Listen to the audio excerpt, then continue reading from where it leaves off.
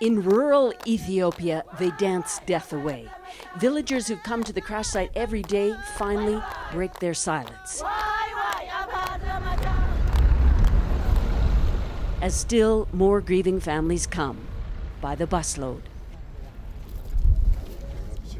Grief is universally shared, but some stories, they're harder to bear than others. This is one. John Quindos Karanja, laying this wreath, is Kenyan. He lost his wife, daughter, and 3 grandchildren who were coming from Toronto to Nairobi. The children's grandmother had been visiting her daughter's family to help out. She is more than a wife. She is more than a mother because she is everything. Because whatever you have achieved, it is through her. What can we do to support you?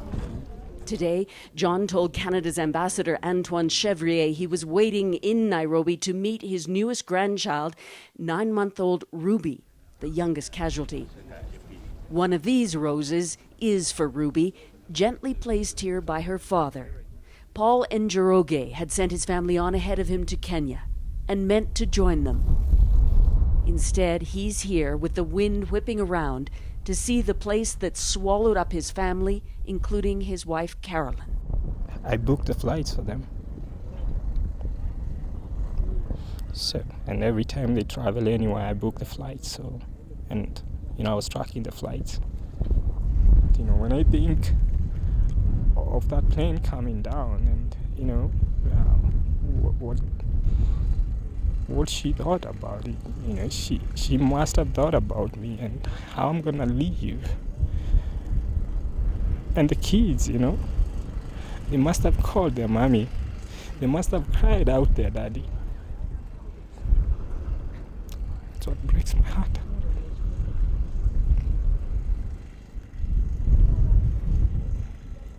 It will never leave me. It will never leave me. Paul and Carolyn each grew up in rural Kenya, where villagers have come all week to pay their respects. Their parents scraped together enough to get them through university. In turn, they sent money home. Your daughter, John, Carolyn. Yes. She was smart. She was smart. She left your village. She went to Bermuda and then Canada. Yeah. You must have been so proud. I was proud. Again, she changed our life. With that short time she was there, she changed our life.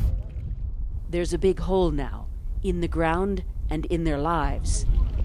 And as he leaves, John carries with him a small bag. This is just soil from the area.